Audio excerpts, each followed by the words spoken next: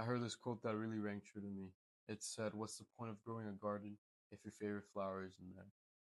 When we get out of a relationship and when it doesn't end up our way, we tend to jump straight into bad habits. We tend to try everything out that we couldn't in a relationship, whether that's jumping into a new one, talking to several women, going out every weekend, everything in your possibility to make that person jealous, or even doing things that you wouldn't have normally done before. What I have to say to that is the situation is over with, right? Or at least you think it is. You don't think that there's a way of anything rekindling on its own or any of that sorts. So make her proud. Make her proud of the person you become in the future. Don't go off and running to do the most stupidest thing or the thing you might think is right in the moment because it more than likely isn't. You're grieving, you're going through several stuff in your head, and so you're not fully there. You're not really conscious enough to make the right decision. A good way to start is self improvement. Wanting to become the better person, a person that she wasn't able to see because you hadn't really gone through what you needed to go through in order to get to that level, right? I firmly believe that everything happens for a reason. And so I feel, especially in relationships, it not working out, it's supposed to teach not only the other person something, but you as well. I remember going through my first breakup and it really pushed me towards the disciplines of a man, just constantly waking up and not having the urge to eat, not even having the urge to talk to anyone because I was such in misery with not only myself but my mind. And so what my first breakup did was really just build forth good habits to build, because in my head I was like, all right, well, I'm not currently like mentally stable. I'm not fully there yet. So what could I do is not only just for them, but for myself. Let me take this opportunity now to better myself, not so they can see what they missed out on. It was more so something I could prove to myself that I am beyond this person, that this person didn't really fulfill me in the way I thought they did, that I had it in me this whole time.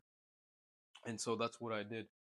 I really rebuilt myself as a person. I rebuilt my morals, my standards, because I so shaped my entire existence per se on this person. And that's what happens when you give good amount of yourself to someone. When things don't end up going right, it affects you even more. You have to really tap in here and really learn to forgive yourself for any situation that you put yourself through, along with what you put the other person with, whether they broke up with you or whether you broke up with them. I'm sure it left you some stuff to deal with internally, and so you have to really dig deep and work within that to better yourself as a person and to overall forgive yourself. That's one thing I've been dealing with for several years, forgiving myself for actions I've done in my past, for bridges I've burned, for words I've said. And it's taken a long time, but I'm in a situation place now where I can look myself in the mirror and understand that that's not the man I am anymore. And when the when time's due to show that, I'm able to show that because I understand myself more than anyone else, and I understand that that's just not who I am anymore. She could either look at you and say he's everything I expected him to be, or she could take a look back at what she lost and genuinely appreciate you even more as a person and end up realizing she really missed out on a great guy. Because at the end of the day, you are the prize. You are what puts and holds the relationship together. The woman saw comfort, the woman saw stability in you, and she saw a life that she could live with you. You are simply there to provide. And so remember that next time. You are the prize. A woman needs you.